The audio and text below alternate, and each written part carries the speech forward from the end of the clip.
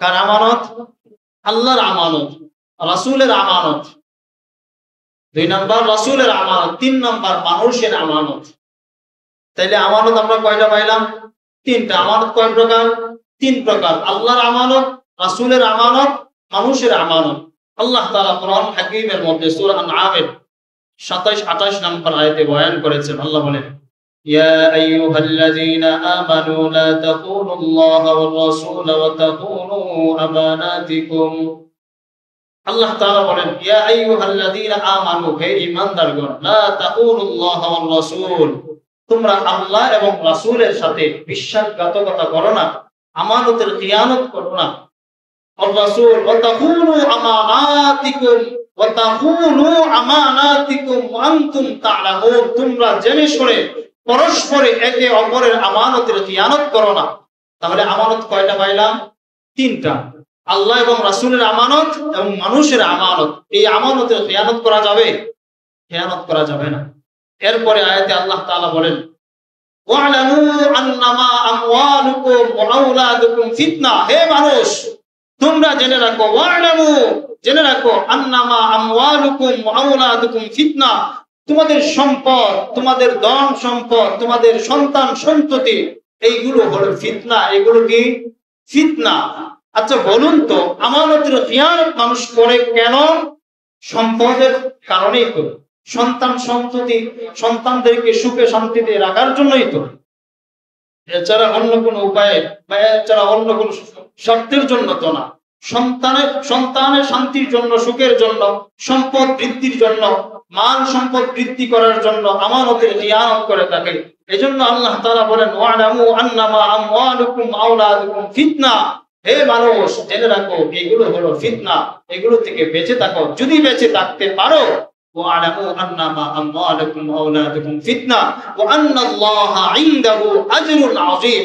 আল্লাহর আমানত, রাসূলের আমানত, মানুষের আমানত খিয়ানত যদি তোমরা না করো, আল্লাহ রাসূলের সাথে বিশ্বাসঘাতকতা না করো, মানুষের সাথে বিশ্বাসঘাতকতা না করো, তাহলে আল্লাহর পক্ষ থেকে পুরস্কারের ঘোষণা শুনে রাখো, ওয়া আন্নাল্লাহা ইনদাহু আজরুন আযীম।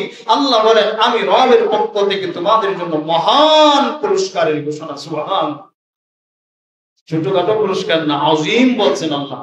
ওয়া আন্নাল্লাহা ইনদাহু আজরুন আযীম, আমি রবের পক্ষ থেকে আজরুন আযীম। উজরতটা ছোটখাটো হবে না, সগীর বলছেন না, আল্লাহ আযীম বলছেন, মহান পুরস্কার। সুবহানাল্লাহ। তাহলে আমানতের খিয়ানত করা যাবে না।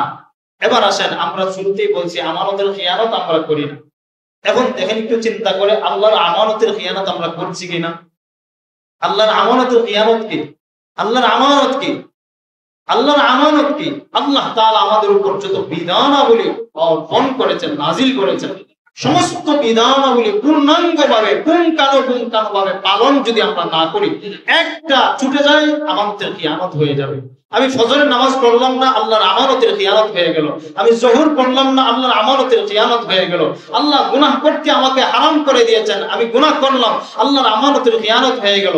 আল্লাহর প্রত্যেকটা বিধানকে আমি যখন পূর্ণাঙ্গভাবে পালন করব, তখন হবে আল্লাহর আমানতের সঠিক, আল্লাহর আমানতের রক্ষা করা। আর আমার দ্বারা যদি একটা বিধান ছুটে যায়, তাহলে বোঝা গেল যে আল্লাহর সঙ্গে আমি বিশ্বাসঘাতকতা করলাম, আর আল্লাহর আমানতের খিয়ানত করলাম। আর আল্লাহর আমানতের খিয়ানত করার কারণে আমি আমার ঠিকানাকে জাহান্নাম বানিয়ে দিলাম। নাউজুবিল্লাহ।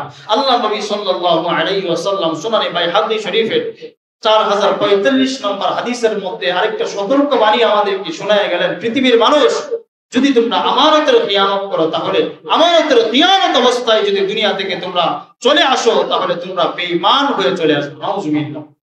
স্পষ্ট হাদিস, আল্লাহর নবী সাল্লাল্লাহু আলাইহি ওয়াসাল্লাম বলেন, লা ঈমান লিমান লা আমানাতা লাহু, যার আমানত নাই তার ঈমান নাই। নাউজুবিল্লাহ।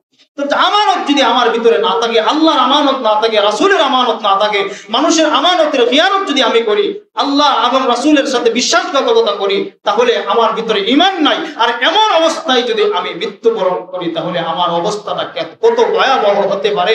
আমি তো লা ঈমান লিমান লা আমানাতা লাহু, আল্লাহ নবী সাল্লাল্লাহু আলাইহি ওয়াসাল্লামের এই হাদিসের ঘোষণা অনুযায়ী আমার ভিতরে ঈমান নাই, আমি বেঈমান হয়ে মারা গেলাম। আর বেঈমান হয়ে যদি দুনিয়া থেকে কেউ চলে যায়, তার অবস্থা কত ভয়াবহ হতে পারে, আপনারা একটু চিন্তা করেন। প্রিয় মুসল্লি ভাইরা, তাহলে আমানতের খিয়ানত আমরা করব না ইনশাআল্লাহ।